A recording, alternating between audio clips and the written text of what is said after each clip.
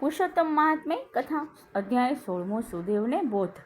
વાલ્મીકી બોલ્યા, હે મહારાજ દધન્વા, એમ ગુરુજી દ્વારા અતિ ઉત્તમ વરદાન મેળવી તે પછી સુદેવ પણ પત્ની સાથે ઘેર પાછો ફર્યો છે. થોડા સમય પછી એની પત્ની ગૌતમીને ગર્ભ રહ્યો છે. 10મો મહિનો આવતા ગૌતમીએ ઉત્તમ પુત્રને જન્મ આપ્યો છે. તેણે બ્રાહ્મણોને બોલાવી પુત્રના જન્મ સંસ્કારનું કર્મ કરાવ્યું છે. બ્રાહ્મણોને દાન દક્ષિણા આપી છે. સ્વજનોને સાથે રાખી પુત્રનું નામ પાડવાની તૈયારી કરી છે.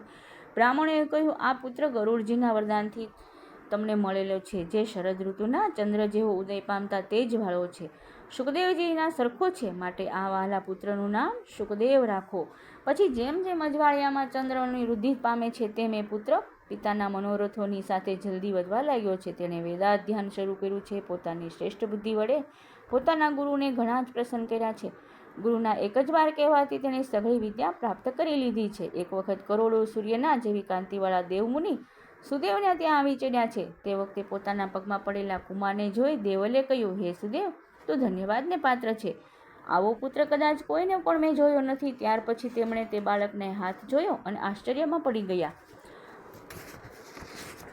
તેમણે સુદેવને કહ્યું, તારો પુત્ર સર્વગુણોથી સંપન્ન અને સૌભાગ્યનો સાગર છે. એના હાથમાં ઉત્તમ છત્ર, 2 ચામરો, જળની સાથે કમળ છે અને મધ્ય ભાગમાં ત્રિવલ્લીથી સુશોભિત છે. તારો પુત્ર ગુણોનો સમુદ્ર છે, પરંતુ એક મોટો દોષ છે. એમ કહી માથું દોડાવતા મુનિ દેવલે મોટો નિસાસો નાખ્યા અને બોલ્યા છે, કુમારનું આયુષ્ય લાંબુ નથી. તારા પુત્ર 12મે વર્ષે પાણીમાં ડૂબી જઈ મૃત્યુ પામશે. માટે મનમાં તું શોક ન કરીશ.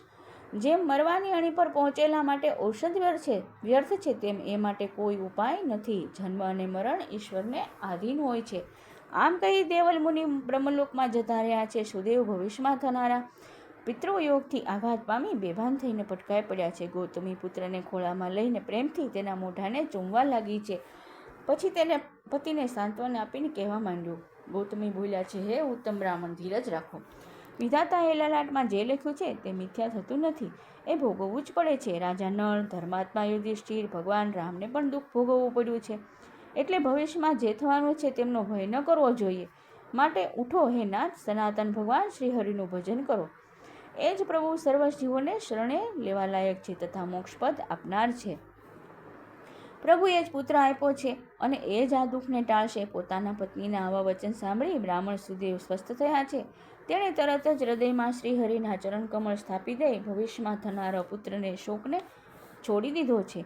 શ્રી બૃહદિનારાયણ પુરાણ નામ પુરુષોત્તમ મહાત્મ્ય સુદેવનો બોધ નામનો 16મો અધ્યાય સંપૂર્ણમ. કૃષ્ણ કનૈયા લાલ કી જય. લક્ષ્મી નારાયણની જય. પૂરણ પુરુષોત્તમ ભગવાનની જય.